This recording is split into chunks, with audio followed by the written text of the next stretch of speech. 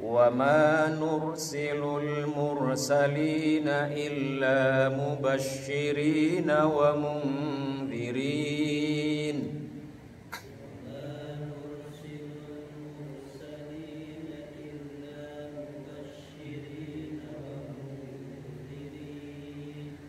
ويجادل الذين كفروا بالباطل ليدحضوا به الحق واتخذوا آياتي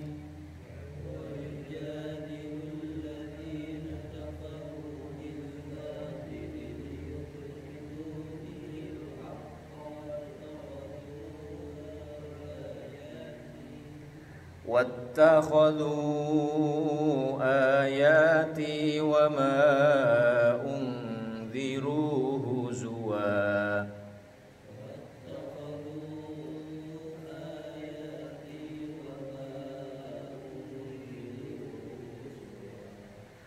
ومن أظلم ممن ذكر بآيات ربه فأعرض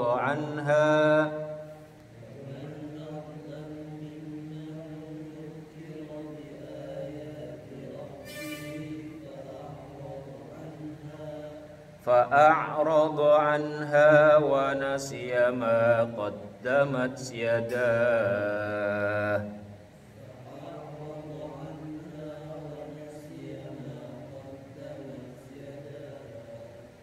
إنا جعلنا على قلوبهم أكنة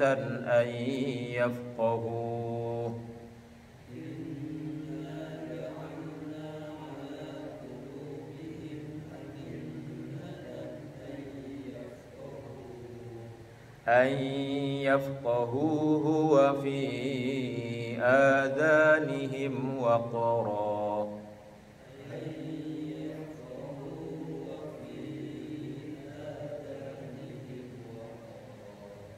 وإن تدعهم إلى الهدى فلن يهتدوا إذا أبدا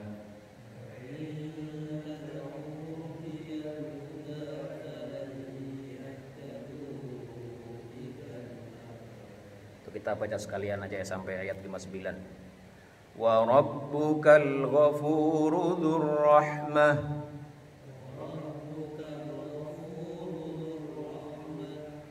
law yu'akhidhuhum bima kasabu la'ajjala lahumul 'adzab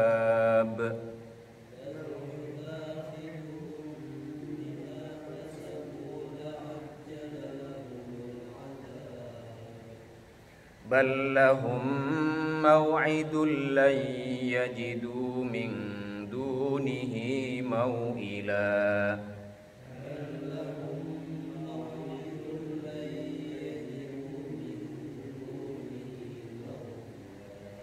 wa tilkal qura ahlaknahum lamma zalamu waja'alna limahlikihim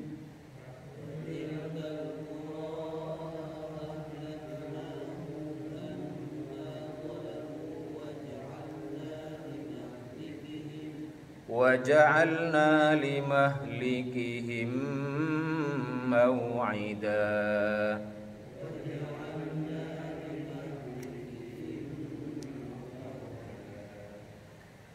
Ya, kita cukupkan bacaan kita pada sore hari ini dari ayat yang ke-56 sampai 59 dari surah Al-Kahf, suratul Kahf. Nah, masyarul muslimin yang dirahmati Allah Subhanahu wa taala, kalau kita pada ayat-ayat sebelumnya membahas tentang sifat dasar manusia yang mudah membantah, banyak membantah, mudah ngengkel, wa kanal insanu aktsara syai'in jadalah, bahwa manusia itu apalagi yang kufur kepada Allah itu adalah makhluk yang paling banyak membantah, paling banyak ngengkel, paling banyak menolak ya, kebenaran dengan alasan yang dibuat macam-macam. Nah, ayat yang ke-56 ini Allah Subhanahu wa taala menjelaskan tentang tugas para rasul ya.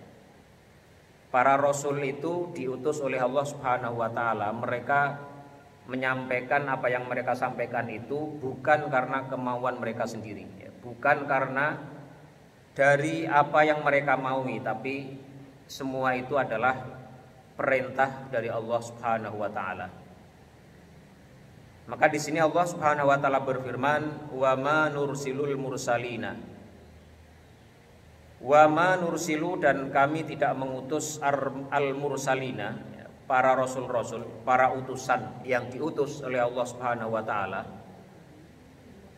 illa, kecuali ya, wa ma illa, dan tidaklah kecuali. Jadi ini yufidul hasr, menunjukkan tugas utama para rasul itu tidak lain adalah mubasyirina, sebagai pembawa kabar gembira, wa mungdzirina, dan sebagai pemberi peringatan.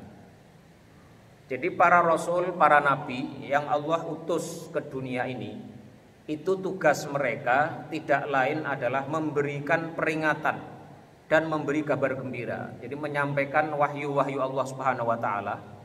Yang wahyu Allah Subhanahu wa taala itu intinya adalah mengenai tafsir ya, yaitu ajakan kepada kebaikan dan balasannya yang berupa kebahagiaan, yang menggembirakan, yang membahagiakan di akhirat nanti dan juga sebagainya di dunia. Wa mungdzirina, dan juga isinya adalah ingzar, yaitu sesuatu yang sifatnya apa? Sifatnya itu diberikan warning ya, diberikan peringatan dari satu hal yang tidak menyenangkan, yaitu intinya adalah tentang larangan-larangan Allah dan akibat orang yang melanggar larangan itu atau tidak menjalankan perintah Allah, yang itu isinya adalah siksaan atau ancaman dari azab Allah atau api neraka. Jadi para rasul yang Allah Subhanahu wa taala utus, tugas utamanya itu dua tadi ya, tafsir dan ingzar ya, yaitu memberi kabar gembira tentang balasan yang baik, balasan yang membahagiakan tentang surga bagi orang-orang yang memenuhi ya, perintah Allah Subhanahu wa taala, dan ingzar, peringatan bagi orang-orang yang tidak memenuhi perintah atau ketentuan Allah Subhanahu wa taala berupa ancaman api neraka. Nah, ma'asyiral muslimin yang dirahmati Allah Subhanahu wa taala ya, dua aspek ini itu menjadi tugas utama para rasul, yaitu aspek tafsir ya, memberikan kabar gembira, dan aspek ingzar, memberikan peringatan.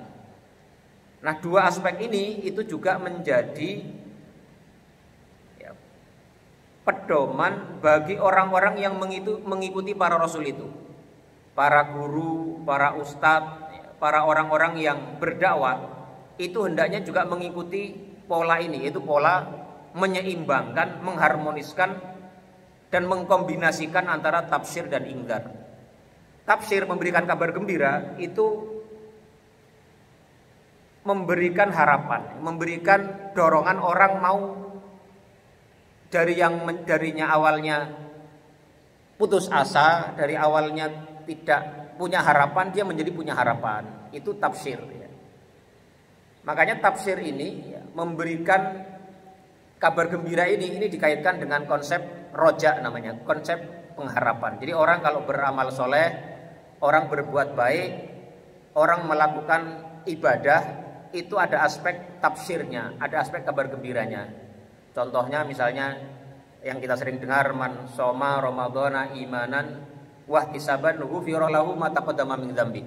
Barang siapa yang berpuasa dengan penuh keimanan hanya karena yakin bahwa itu adalah perintah Allah, dan yakin bahwa apa yang dilakukan itu adalah untuk memenuhi perintah Allah itu, wahtisaban, dan hanya mengharap pahala Allah saja, mengharap balasan Allah saja, ghufira lahu ma taqaddama min dzambi, maka dia akan diampuni dosa yang telah lalu. Itu termasuk bagian dari tafsir, memberi kabar gembira. Orang-orang yang berpuasa, ada kabar gembira buat kalian, yaitu adanya ampunan dosa-dosa kalian. Sebaliknya ada inzar juga, peringatan.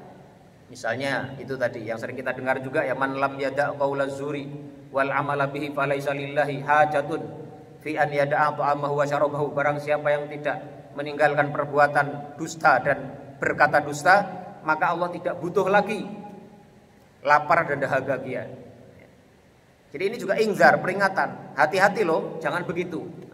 Nah, dua-duanya ini harus dijalankan secara seimbang ya.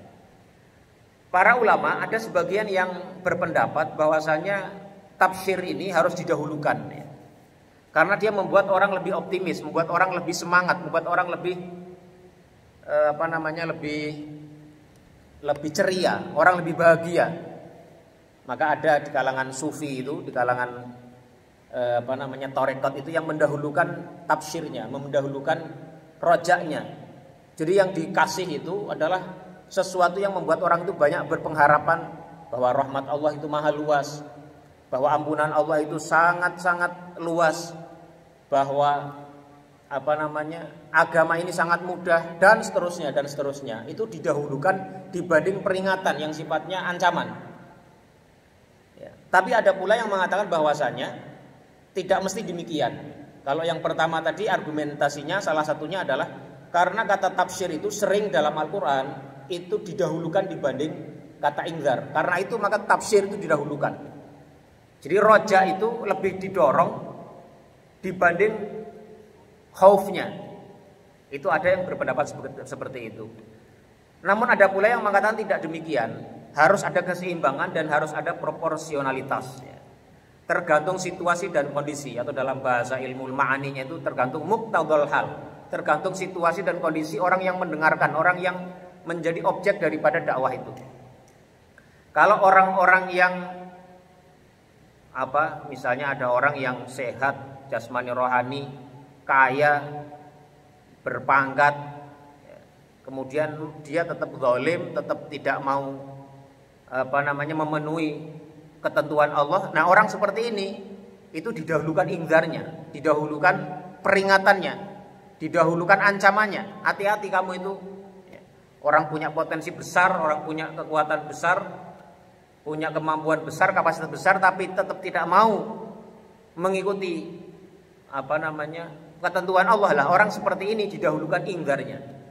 Tapi bagi orang-orang yang banyak maksiat, kemudian dia sudah putus asa, dia merasa benar-benar kotor, benar-benar ingin kembali kepada Allah. Nah, orang seperti ini jangan didahulukan ancamannya, tapi dahulukan tafsirnya.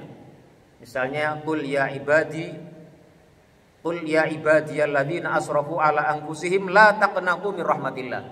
Katakanlah wahai orang-orang yang selama ini telah melampaui batas, telah banyak melakukan dosa, telah banyak melakukan maksiat, jangan khawatir ya. Kalau kamu ingin kembali tidak masalah, pintu Allah senantiasa terbuka. La taqnatu mir rahmatillah. Jangan pernah berputus asa dari rahmat Allah Subhanahu wa taala. Bahwa Allah Subhanahu wa taala itu rahmatnya lebih luas daripada azabnya. Bahwa pintu ampunan itu tidak pernah berhenti sampai nyawa mau keluar dari tenggorokan. Nah, orang-orang seperti ini didahulukan tafsirnya, bahwa itu loh Allah ampunannya luas. Kalau kita ketemu ada orang yang selama ini misalnya bukan ahli masjid ya, tapi dia merasa dosa, dia merasa banyak salahnya, dia ingin kembali, kasih tahu bahwa ampunan Allah sangat luas, rahmat Allah sangat agung ya. Pintu kasih sayang Allah sangat tidak terbatas. Nah, orang-orang seperti ini itu harus lebih didahulukan tafsirnya, atau untuk menumbuhkan rojak dia, harapan dia bahwa Allah Subhanahu wa taala memiliki rahmat yang luas, sangat luas sekali. Diberikan misalnya dalil ya, barang siapa yang di terakhir hayatnya mengucapkan la ilaha illallah dia akan masuk surga. Orang optimis, dia akan masuk surga. Orang yang lagi sakit yang sudah mendekati meninggal, itu kalau menurut para ulama lebih banyak harus diberikan tafsirnya, diberikan rojaknya, dikuatkan pengharapan akan rahmat dan kasih sayang Allah Subhanahu wa taala, sehingga optimis dia kepada Allah Subhanahu wa taala. sehingga dia husnudzon billah, sehingga dia nanti waktu melepas nyawanya itu dalam keadaan husnudzon billah, bahwa Allah akan mengampuni dia, bahwa Allah rahmatnya luas, bahwa dia akan bisa diberikan tempat yang terbaik di sisi Allah Subhanahu wa taala. Jangan malah ditakut-takuti sehingga dia khawatirnya justru putus asa. Nah, ini harus mampu menempatkan antara tafsir dan ingdar. Nah, kata mubasyirin wa mundhirin, ya, sekali lagi tafsir itu dari kata basyarun, ya, basyara, ya, ba shin ra. Dari akar kata itu artinya macam-macam. Kata basyarun manusia bisa diambil dari ini juga, ya. Kemudian kulit, ya, basyrah atau basyarah itu juga dari satu asal kata ini, ya. Makanya ada istilah mubasyarah, ya, az-zaujiyah. Itu karena kulit ketemu kulit antara suami dan istri. Nah, mengapa kata kabar gembira itu menggunakan kata tafsir? Basyara yubasyiru tafsiran, mubasyiran. Itu karena asal katanya orang kalau diberikan kabar gembira, dia itu kulitnya menjadi jelas, karena darah itu sekarang orang yang berbahagia, maka dia akan menjadi ceria di kulit yang terlihat di permukaan. Jadi itu asal katanya begitu. Jadi kata mubasyirin, ya, memberikan kabar gembira itu karena kabar gembira itu pada dasarnya orang kalau terima kabar gembira maka rona wajahnya akan ceria, ya, rona kulitnya itu terlihatnya ceria. Nah, sementara mungzir, ya, dari kata ingzar itu memberi peringatan, memberikan kabar buruk bahwa orang kalau nggak mengikuti ketentuan Allah dia akan mendapatkan balasan siksa dari Allah Subhanahu wa taala. Itu dari kata angdaro yungdur ingdaron. Maka nazar itu, mengapa nazar disebut nazar? Itu karena nazar itu adalah sesuatu yang janji seseorang kepada Allah Subhanahu wa taala yang takut untuk dia tinggalkan. Seharusnya dia takut, khawatir untuk meninggalkannya. Karena apa? Dia sudah janji itu kepada Allah. Saya bernazar kalau anak saya lulus kuliah misalnya, saya akan puasa 3 hari, atau saya akan bersedekah 1 juta rupiah untuk masjid misalnya. Nah, disebut dengan nazar karena ini satu kata dengan ingzar. Karena ada unsur takut di situ. Orang yang bernazar dia harusnya takut akan menyalahi, ya, komitmen atau janji kepada Allah dari yang dia ucapkan dalam nazarnya itu. Ini, ya, sekali lagi Rasul-Rasul Allah Subhanahu wa taala itu diutus tidak lain adalah sebagai mubasyirin dan mungdirin, ya, sebagai pemberi kabar gembira dan pemberi peringatan. Tapi kata ingzar itu kadang-kadang dipakai untuk arti yang lebih umum. Misalnya ketika Allah Subhanahu wa taala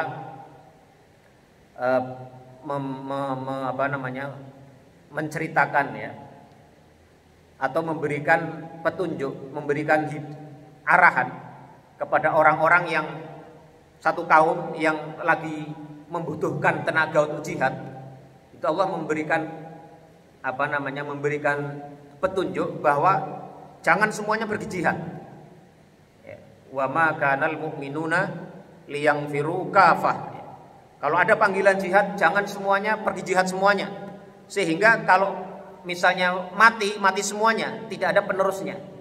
Tapi harus ada orang-orang yang pergi untuk mencari ilmu. Wa ma kanal mu'minuna liyanfiru kafah falaula nafara min kulli firqatin minhum ta'ifatun liyatafaqahu fid din. Kemudian ayat selanjutnya waliyunziru qaumahum idza raja'u ilaihim. Ya, jadi kata ingzar itu tidak mesti berarti peringatan atas siksa atau kabar buruk kepada orang-orang yang menyalahi perintah Allah, tapi bisa juga berarti dakwah secara umum, bisa berarti memberikan petunjuk secara umum kepada mat'u, kepada masyarakat, kepada orang-orang yang dakwah. Itu bisa menggunakan kata ingzar. Falaula nafara min kulli firqatin minhum ta'ifatun liyatafaqahu fihi. Mengapa tidak, ya, ada sekelompok orang dari masing-masing golongan dari mereka itu ta'ifatun liyatafaqahu fiddin. Ada sekelompok orang yang tidak pergi berjihad tapi yatafaqahu fiddin. Pergi belajar mencari ilmu, memperdalam agama. Nanti kalau sudah selesai, ya, sudah tiba saatnya dia kembali waliyunziru qaumahum idza raja'u ilaihim la'allahum yahdharun, agar dia kembali ke kaumnya, kemudian memberikan peringatan, memberikan ingzar tentang apa yang dia sudah pelajari dari agama Allah itu kepada kaumnya, la'allahum yahdharun, agar orang-orang dari kaumnya itu bisa waspada, bisa mengerti, bisa paham mana yang baik, mana yang buruk dan seterusnya. Ini ya. Kemudian wa yujadilul ladzina kafaru bil batil. Tetapi ya, dan adapun ya, orang-orang kafir itu ya, mereka membantah ya. Yujadil ini ada kaitannya dengan ayat yang sebelumnya, ayat yang ke-54 kemarin dan ayat 55 yang berikutnya ya. Bahwa sifat manusia itu banyak membantah, banyak ngeles ya. Nah, ini adalah sifat yang dimiliki oleh orang-orang kafir. Kalau kita suka ngeles ya, meskipun kita bukan orang kafir ya, itu standarnya ya, kalau berapa persentasenya semakin tinggi kecenderungan kita untuk banyak ngeles meskipun kebenaran sudah nyata, ya itu kita mendekati itu. Semakin tinggi kadarnya, semakin besar pula indikasi kita mirip karakternya seperti orang-orang kafir. Wa yujadilul ladzina kafaru. Dan orang-orang kafir itu banyak membantah. Yujadil di sini menggunakan fiilnya fiil mudhari'. Fiil mudhari' itu sesuatu yang berkelanjutan. Jadi ini menjadi sifat yang terus-menerus, sifat yang menjadi karakter yang tidak pernah habis. Bahwa orang-orang kafir itu sifatnya, karakternya adalah yujadil, banyak membantah terus-menerus. Karena menggunakan fiil mudhari'. Bil batili, dengan cara yang batil atau dengan menggunakan cara yang batil. Apa tujuan mereka? Tujuan mereka adalah liyudhidu bihil haqqa. Tujuannya adalah untuk melenyapkan kebatilan. Ya, untuk melenyapkan dengan kebatilan tadi itu al-haqqa, yaitu kebenaran. Jadi orang-orang kafir itu banyak membantah, banyak ngeles, banyak jidal. Itu tujuannya bukan lain-lain, tapi hanya untuk menyingkirkan atau menghapuskan atau melenyapkan dengan kebatilan itu apa? Yaitu kebenaran, sesuatu yang al-haqq, yang benar. Jadi kalau ada orang sudah tahu ada satu kebenaran yang sudah jelas, sudah persis ya, sudah tegas, tapi masih ngeles saja, masih membantah, ini seperti orang-orang kafir ini. Dia membantah itu tujuannya adalah untuk menyingkirkan atau melenyapkan yang kebenaran itu dengan kebatilan yang dia ajukan tadi, yang dia bantahkan tadi. Wattakhadhu ayati, dan mereka menjadikan ayat-ayatku ini ya, wa ma undziru, dan apa-apa yang telah menjadi peringatan buat mereka, yang sudah diingatkan untuk mereka, huzwa, sebagai bahan olok-olokan saja. Nah, ini tiga sikap ya, orang-orang kafir ya, orang-orang yang membantah kebenaran dengan kebatilan ya, tujuannya adalah untuk menyingkirkan kebenaran itu, dan mereka ini menjadikan ayat-ayat Allah itu sebagai bahan olok-olokan saja, sebagai bahan ejekan saja ya. Wattakhadhu ayati wa ma undziru huzwa, mereka menjadikan ayat-ayatku dan apa yang diperingatkan kepada mereka huzwan, sebagai olok-olokan belaka. Nah, ma'asyiral muslimin rahimakumullah ya, ini ayat ini ada beberapa faedah yang bisa kita ambil ya. Yang pertama, ayat ini memiliki tanasub, memiliki munasabah, memiliki relevansi, korelasi dengan ayat-ayat sebelumnya, yaitu terkait bahwasanya orang-orang pada umumnya, utamanya orang-orang kafir itu cenderung untuk banyak jidal, banyak membantah. Jadi meskipun ya para rasul itu diperintah oleh Allah Subhanahu wa taala itu sudah menggunakan cara-cara yang macam-macam, baik tafsir maupun ingkar, mereka tetap membantah atas kebenaran. Tidak mau menerima kebenaran, bahkan menggunakan kebatilan untuk menghilangkan kebenaran itu. Meskipun telah datang kebenaran secara nyata. Karena para rasul sudah mendatangkan kebenaran itu, menyampaikannya dengan berbagai uslub, berbagai cara yang sudah lengkap, baik bentuk tafsir maupun ingdar. Ini ya. Kemudian tadi sudah kita singgung juga ya, dari kata wama nursulul mursalina, itu menunjukkan bahwasanya para rasul itu apa yang mereka sampaikan itu tidak lain adalah berdasarkan perintah Allah saja, bukan karena kemauan mereka sendiri. Jadi kalau membuktikan, kita kalau sekali lagi membuktikan agama itu benar atau tidak, itu mengujinya itu dari mulai membuktikan Allah itu ada atau tidak ya, ini tasalsul ilminya begitu ya, Allah itu ada atau tidak. Dibuktikan bahwa alam semesta ini ada penciptanya. Lantas konsep seperti apa tentang pencipta itu? Apakah konsepnya orang Yahudi? Apakah konsepnya orang Kristen, ya, Nasrani, atau konsepnya orang Hindu yang percaya dewa-dewa dan lain sebagainya, atau konsepnya siapa? Tuhan itu seperti apa? Nah, kita harus cari tahu dari berbagai konsep itu. Siapa? Seperti apa? Nah, ada nabi-nabi. Dibuktikan nabi-nabi itu mereka membawa apa? Apa yang mereka bawa? Konsep Tuhannya seperti apa? Sudah dibuktikan bahwa benar mereka mendapat wahyu dari Allah Subhanahu wa taala. Ada banyak orang mengaku. Yang satu mengaku sebagai nabi, ada yang benar nabi benar-benar, ada yang nabi palsu. Dibuktikan dulu nabi ini benar atau tidak. Baru setelah dibuktikan bahwa nabi ini benar, diyakini dia benar-benar membawa firman, membawa wahyu dari Allah Subhanahu wa taala, dari Tuhan yang tadi yang menciptakan alam semesta ini, baru setelah kita yakin bahwa dia adalah nabi, rasul yang diutus oleh Tuhan semesta alam, Rob semesta alam ini, baru kita pahami, kita yakini, kita ambil apa yang mereka bawa itu adalah pasti membawa pesan-pesan dari Allah Subhanahu wa taala. Itu ya. Kemudian juga ya, ayat ini juga menjadi dasar bahwasanya kalau orang banyak jidal, ya, banyak membantah akan kebenaran, ya, dia akan lemah keyakinannya dalam hati, ya. Sehingga akibatnya apa? Ya, sehingga akibatnya, ya, mereka ini menjadikan ayat-ayat Allah dan peringatan-peringatan itu menjadi olok-olokan saja. Jadi kalau kita ini, ya, selama ini kadang-kadang dapat nasihat, ya, dapat peringatan, dapat teguran, dapat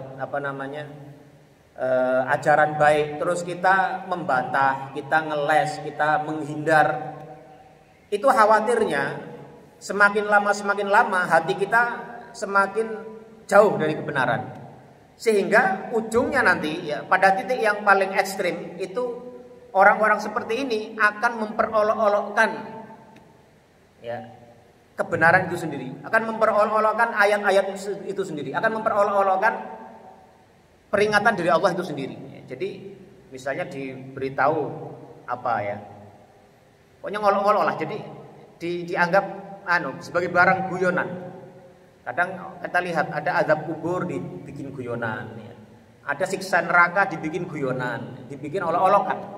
Itu jangan sampai. Itu karena mungkin salah satu faktornya adalah orang ini sering membantah kebenaran. Jadi hatinya itu menjadi jauh dari keyakinan, sehingga hal-hal yang sudah pasti kebenarannya pun dianggap sebagai guyonan belaka, sebagai olok-olokan belaka. Ini wattakhadhu ayati wa ma undiru huzwa. Ini yang harus kita hati-hati. Ini ayat yang ke-56. Silakan kalau ada yang ingin menyampaikan pandangan, pertanyaan atau tadaburnya terhadap ayat ini.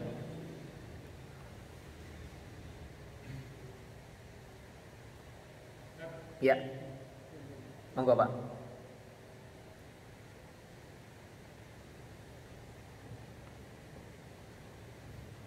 Ini sifat manusia yang berkaitan itu sering banyak membantah.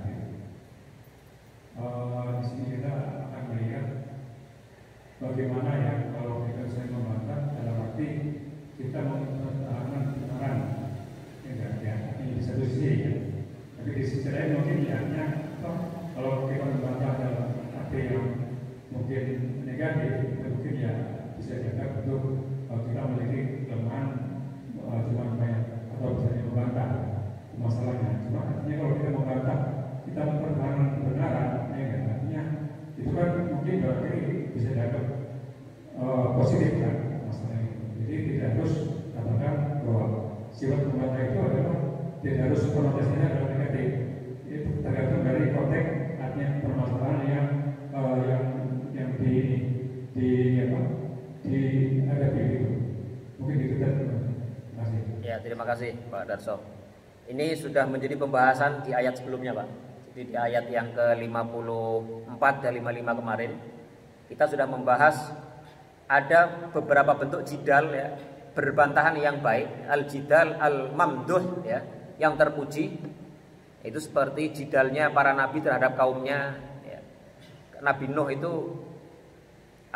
argumentasi beliau dalam Al-Qur'an ketika digunakan terhadap kaumnya itu menggunakan kata jidal juga ya. Jadi ada jidal yang mamduh atau ayat yang wajadilhum billati hiya ahsan itu juga menggunakan kata jidal. Jadi jidal itu ada yang baik itu benar. Jadi betul kata-kata apa yang disampaikan Pak Darso bahwasanya jidal itu berbantahan itu ada yang positif, yang baik, yang terpuji. Dan itu sudah kita jelaskan di pertemuan sebelumnya, Pak. Dan kemarin juga ada 3 bentuk jidal yang tercela. 3 contoh jidal yang tercela dan sudah kita sampaikan juga di pertemuan sebelumnya. Tetapi ya meskipun demikian secara umum itu jidal itu tidak terpuji kecuali tadi jidal yang tujuannya caranya dilakukan dengan baik ya. Jadi mengajak kebaikan dan dengan cara kebaikan itu jidal yang terpuji. Mengajak kebaikan tapi dengan cara yang salah itu tidak terpuji. Dakwah kepada Allah tapi hantem sana hantem sini ya tanpa atau dengan kasar misalnya itu tidak dibenarkan juga. Itu bagian dari jidal yang mazmum, yang tercela. Kita sudah jelaskan pada pertemuan sebelumnya. Ya, terima kasih Pak Darso. Ada yang lain? Oke, kalau nggak ada kita lanjut ayat yang berikutnya ya, ayat yang ke-57. Waman adzlamu ya. Waman dan siapakah? Adzlamu yang lebih zalim atau lebih aniaya mimman dari orang-orang yang dzukira telah diberi peringatan, telah diingatkan bi ayati rabbihi dengan ayat-ayat Rabbnya, dengan ayat-ayat Tuhannya. Fa'aradu anha, maka atau lalu dia berpaling dari ayat-ayat tersebut. Wa nasiya, dan dia melupakan ma qaddamat yadahu, apa-apa yang telah dikerjakan oleh kedua tangannya. Jadi ayat ini ma'asyiral muslimin rahimakumullah ya, itu disebutkan bahwasanya tidak ada orang yang lebih zalim atau lebih buruk ya, daripada orang-orang yang sudah menerima peringatan, sudah menerima tuntunan, sudah menerima ayat-ayat Allah Subhanahu wa taala, kemudian dia berpaling kepada kebatilan ya. Berpaling dari kebenaran itu, menolak kebenaran itu hanya gara-gara nafsunya tidak bisa menerima ya. Kemudian dia wanasiyama qaddamat yadahu ya. Dia juga melupakan ya, atau melalaikan atas apa-apa yang telah dikerjakan oleh kedua tangannya. Ini sekali lagi ingin menunjukkan betapa buruknya orang-orang yang sifatnya seperti itu. Yang diberikan peringatan, mendapatkan petunjuk ya, mendapatkan nasihat, sudah jelas kebenaran itu tapi dia berpaling. Dan yang menarik di sini, kata berpaling itu menggunakan kata fa'aradu anha. Lantas dia berpaling. Kata fa itu kalau dalam bahasa Arab disebutkan sebagai huruf yang gunanya adalah litta'qib ma'a adamit tarahi.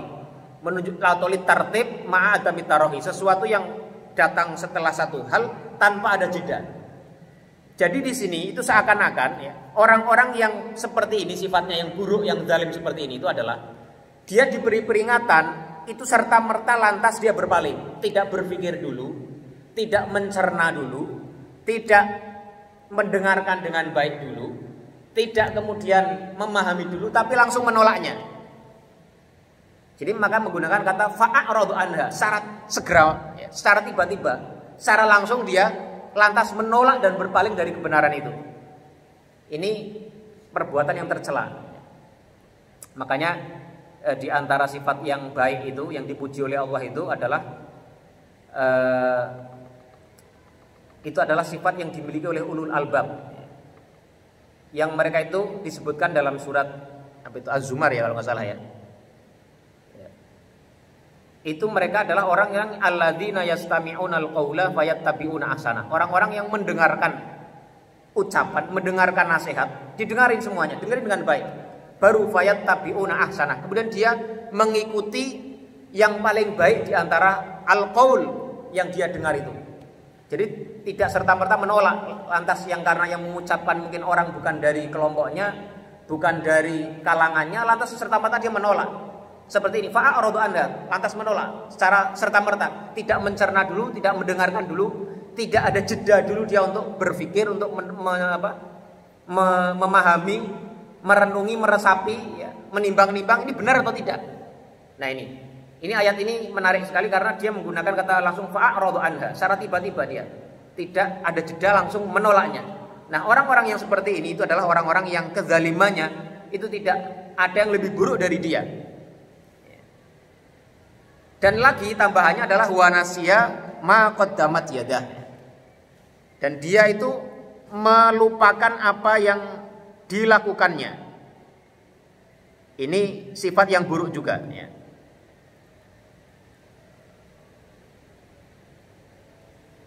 Wanasya ma qaddamat yadah. Dia melupakan apa yang telah dikerjakan oleh kedua tangannya. Jadi orang-orang yang seperti ini itu khawatirnya dia tidak bisa introspeksi, yaitu melupakan kesalahan-kesalahan yang telah dilakukan oleh dirinya. Ini kalau qaddamat yadah itu kata kiasan, ya, yang telah diajukan oleh kedua tangan, ya, maksudnya sudah dilakukan oleh orang itu. Nah orang ini buruk sekali kalau orang sampai lalai atas apa yang telah dilakukan oleh dirinya. Makanya ada nasihat itu katanya, kalau kamu berbuat kebaikan, maka lupakanlah. Tapi kalau kamu berbuat kesalahan, jangan sekali-kali kamu lupakan itu. Jangan engkau lupakan, lalaikan perbuatan salahmu itu. Karena apa? Itu adalah bahan kamu untuk melakukan introspeksi, untuk melakukan perbaikan. Kalau kamu lupakan, pokoknya masa bodoh, apa yang telah saya lakukan kemarin masa bodoh. Ya, saya nggak mau tahu pokoknya saya masa bodoh. Itu tidak terpuji, itu tercela. Ini sifat di antara sifat-sifat orang yang zalim itu, ya. Itu adalah orang yang kalau tadi diberikan peringatan, diberikan ayat-ayat, dia langsung menolak, ya, tanpa ada jeda untuk berpikir, tanpa ada waktu untuk memahami dan merenungkan ini benar atau tidak, ini baik atau tidak. Kemudian yang kedua, yang wanasya ma qaddamat yadah, melupakan apa yang telah dilakukan oleh kedua tangannya.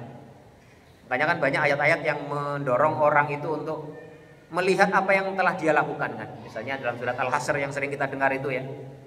Wal tanzur nafsun ma qaddamat lighad. Ya, hendaklah jiwa-jiwa itu, seorang manusia itu harus melihat kembali apa yang telah dia lakukan. Ya benar apa salah ini? Kalau salah ya dikoreksi. Itu, ya. Nah, inna ja'alna ala qulubihim akinnah. Ya. Kami sungguh telah menjadikan atas hati-hati mereka akinnah, yaitu tutup. Akinnah itu tutup, sesuatu yang menutup hati, sehingga mereka ini, ya, tidak bisa memahami ayat-ayat Allah tadi, ya. Inna ja'alna ala qulubihim akinnatan ayyafqahuhu. Sehingga mereka karena ada penutup dalam hati mereka tidak memahami ayat-ayat Allah Subhanahu wa taala tadi. Wa fi adanihim waqra, dan di telinga mereka kami juga letakkan sesuatu yang menyumbat telinga mereka, sehingga telinga mereka tidak bisa mendengar atau menerima kebenaran atau ayat-ayat Allah Subhanahu wa taala. Ini. Wa in tad'uhum, ya, dan kendati pun, ya, atau meskipun engkau menyeru mereka ilal huda, kepada petunjuk, falan yahtadu, niscaya mereka tidak akan mendapat petunjuk idzan abada, untuk selama-lamanya. Jadi ini, ya, orang-orang yang tadi, ya, menolak dengan cepat ayat-ayat Allah, ya, tanpa berpikir panjang, tanpa meresapi dulu, merenungi dulu. Ini akibatnya dia hatinya menjadi tertutup, ya, ditutup sama Allah, oleh Allah Subhanahu wa taala. Dan dia semakin lama itu semakin sulit untuk menerima kebenaran. Naudzubillah min dzalik, ya. Dan telinganya pun juga ditutup oleh Allah Subhanahu wa taala, tersumbat, ya, diberikan sumbatan sehingga sulit untuk menerima kebenaran. Pokoknya antipati terhadap hal-hal yang berbau positif, ya. Hal-hal yang sifatnya, pokoknya kalau udah dengar masjid misalnya gitu udah antipati. Nah, ini naudzubillah min dzalik. Karena dari awal menolak, sehingga sedikit saja disinggung itu udah antipati, udah fobia, sudah merasa takut, sudah merasa fobia terhadap hal yang berbau yang terkait dengan itu, ya. Jadi dengar pengajian sedikit udah fobia, udah merasa aneh, udah merasa enggan, antipati pokoknya. Nah ini jangan sampai kita termasuk seperti orang-orang yang seperti ini. Wa in tad'uhum ilal huda, dan jika engkau Muhammad, ini wahyu ini dulu turun kepada Nabi Muhammad tapi juga bisa berlaku sekarang juga, dan meskipun engkau menyeru mereka kepada kebaikan, kepada petunjuk, kepada huda, kepada hidayah, fala yahtadu idzan abada, maka mereka tetap tidak akan sekali-kali mau menerima petunjuk itu selama-lamanya. Ini naudzubillah min dzalik. Jadi orang kalau sudah seperti tadi ya, sehingga tertutup hatinya, tertutup telinganya dari menerima kebenaran, akhirnya apapun yang datang kepada dia, sudah diajak kebaikan pun dia nggak mau menerima. Ini naudzubillah min dzalik ya. Ini ayat yang ke-57. Silakan kalau ada yang ingin menambahkan, menyampaikan pandangan atau pertanyaan terkait ayat ini, silakan. Ya.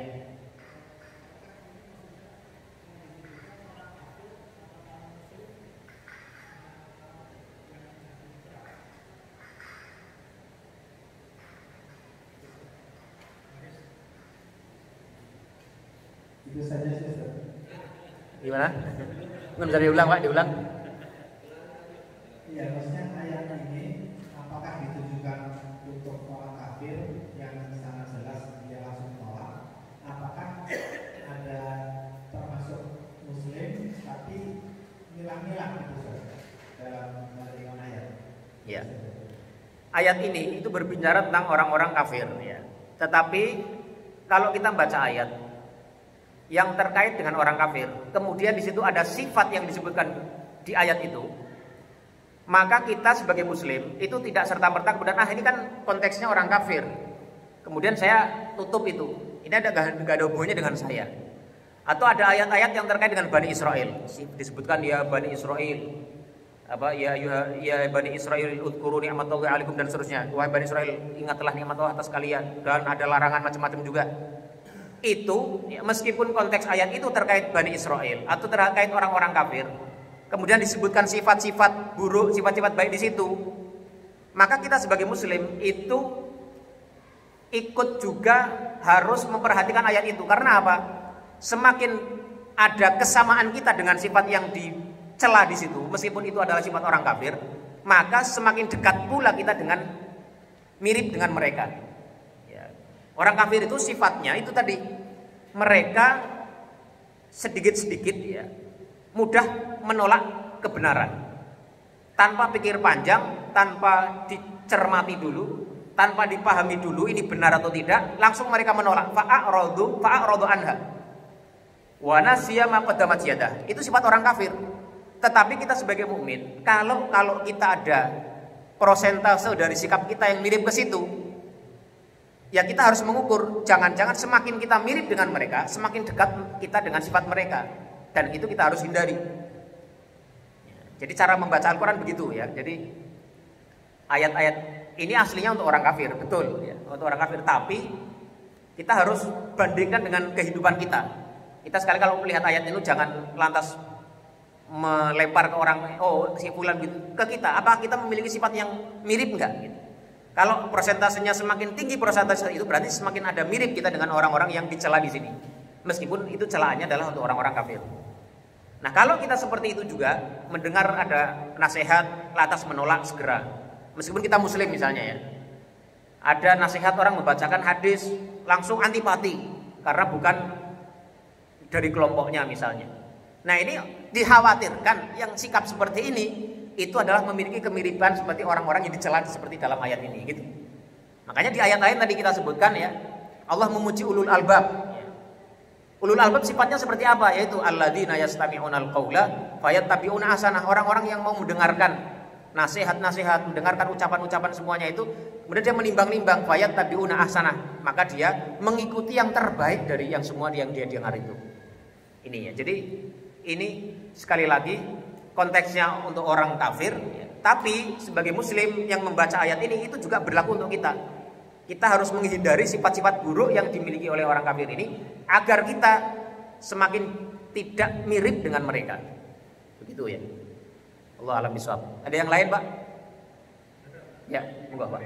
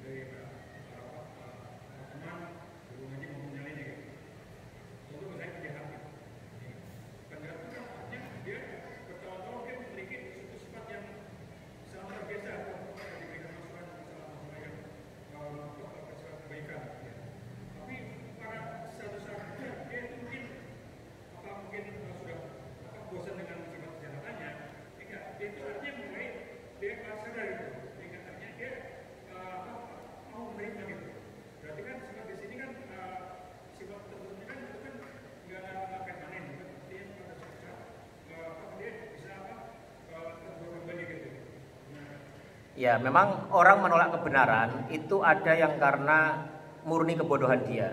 Orang kalau menolak kebenaran karena kebodohan atau karena memang dalam dirinya itu sifat dasar orang ini itu memang orang yang sulit menerima sesuatu yang dari luar.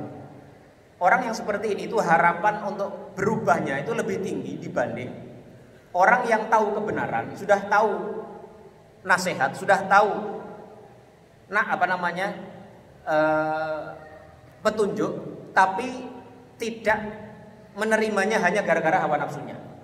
Nah, orang yang kedua ini, tipe yang kedua ini, itulah yang kemudian kalau dia terus-menerus begitu, itulah yang akan berpotensi untuk ditutup oleh Allah Subhanahu wa taala. Dia dihukum oleh Allah Subhanahu wa taala dengan hukuman paling berat, yaitu ditutup hatinya dan ditutup telinganya sehingga dia tidak bisa menerima kebenaran. Ini masalahnya itu. Jadi orang kalau sudah belajar, mendengar, sudah dikasih tahu, kalau dia menolak hanya gara-gara hanya hawa nafsunya saja, dia ingin pokoknya nggak mau, antipati, itu yang dikhawatirkan, ditakutkan dia akan dihukum oleh Allah Subhanahu wa taala dengan hukuman yang seperti ini, yaitu ditutup hatinya dan ditutup telinganya sehingga dia tidak bisa lagi menerima kebenaran.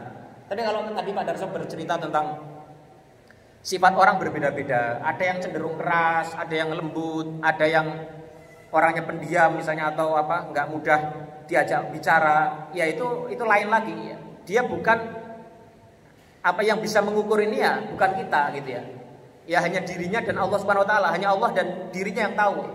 Apakah dia tadi tidak mau menerima nasihat itu murni karena memang sifat dia yang tidak mudah menerima dari luar, dari orang lain, atau memang karena dia sebenarnya tahu kebenaran tapi kemudian menolaknya hanya gara-gara hawa nafsunya. Ini yang perlu dibedakan ya. Kayak misalnya kita melihat satu fenomena yang terjadi itu ya. Kayak ada orang misalnya melakukan kejahatan, kayak bunuh diri misalnya, kejahatan paling berat. Salah satu kejahatan paling berat, dosa besar itu adalah membunuh jiwa, baik jiwa orang lain maupun dirinya sendiri. Ada orang yang bunuh diri itu hanya gara-gara tidak bisa menerima qada dan qadar Allah. Ini jelas sekali maksiat yang sangat besar sekali. Tapi ada orang yang bunuh diri itu karena mengalami gangguan jiwa, karena dia mengalami satu situasi yang menyebabkan dia itu tidak bisa berpikir secara normal. Nah, itu mungkin orang-orang seperti ini di hadapan Allah akan berbeda dengan orang-orang yang melakukan kejahatan tadi, bunuh diri tapi murni karena kejahatan dia, karena hawa nafsu dia. Nah, ini tentu timbangannya beda ya antara yang ini dan yang itu, karena sebabnya beda. Dan itu tentu sebagiannya sebab musababnya tidak bisa diketahui oleh semua orang, tapi yang tahu adalah Allah Subhanahu wa taala saja. Allah Maha Adil, Allah Maha bijaksana, dan Allah la yadzlimu ahada ya. Wa mallahu bidzallamin lil abid. Allah tidak akan menzalimi sedikit pun ya, dari hamba-hambanya itu. Allah lah yang bisa akan menimbang itu. Apakah orang ini tadi karena tadi kaku ya, ada yang keras kaku karena memang sifat dasarnya itu, atau memang karena dia hawa nafsu tidak mau menerima kebenaran. Itu ya. Ada yang lain? Kalau enggak ada kita lanjut. Ya. Ayat yang ke-58, wa rabbukal ghafurur rahmah. Dan Rabbmu itu ya Tuhanmu adalah Maha Pengampun dan memiliki kasih sayang. Nah, ini menjadi penafsiran langsung dari ayat sebelumnya, bahwa para rasul itu mereka adalah sifatnya tafsir dan ingdar, mubasyir dan mungdir, membawa kabar gembira dan juga membawa peringatan. Yang ayat sebelumnya yang tadi kita baca itu adalah peringatan keras ya. Bahwa orang kalau tadi ya mudah menolak kebenaran, nggak mau terima kebenaran, dia akan dihukum oleh Allah Subhanahu wa taala. Ancamannya adalah salah satunya diancam akan ditutup mata hatinya, ditutup telinganya sehingga tidak mudah menerima kebenaran. Tapi ingat pula di sini bahwa Allah juga Maha Pengampun ya, yang ampunannya lebih besar dari dosa siapapun dan dosa bentuk apapun, dan dia juga memiliki kasih sayang sangat luar biasa agung. Jadi kalau ada orang mau berubah, ada orang mau bertobat, ada orang mau memperbaiki diri, ya wa rabbukal ghafurur rahmah. Ingat Tuhanmu itu adalah zat yang Maha Pengampun dan juga Maha memiliki kasih sayang yang sangat luar biasa luas ya. Dan rahmat Rabbmu itu wasi'at kulla syai' ya. Dan rahmat Allah Subhanahu wa taala itu meliputi segala sesuatu. Ini jadi keseimbangan di antara ayat-ayat yang ada ini, antara ancaman dengan kabar gembira itu imbang, selalu begitu. Jadi orang itu kalau sudah kadung lama hanyut dengan kesesatan, hanyut dengan maksiat, hanyut dengan jauh dari kebaikan. Kalau ingat ini, ingat warabbuka al-ghafuru dzurrahmah. Ingat Allah itu Maha Pengampun sekali. Tidak ada dosa, maksiatan, kejahatan yang melebihi dari ampunan Allah, enggak ada. Jadi Allah itu walaupun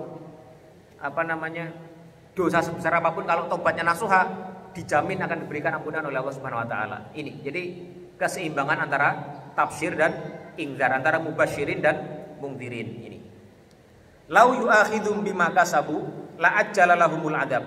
Allah itu kalau hendak menyiksa hamba-hambanya, menyiksa mereka bima kasabu karena perbuatan mereka, la ajjala lahumul adab.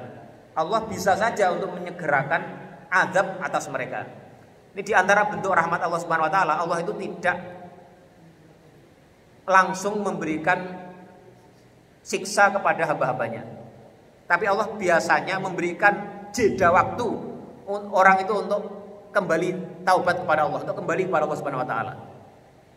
Coba bayangkan kalau ada orang berzina, tiba-tiba dihukum oleh Allah mati saat itu juga. Semua orang yang berzina langsung dihukum, diberikan siksa sama Allah saat itu juga.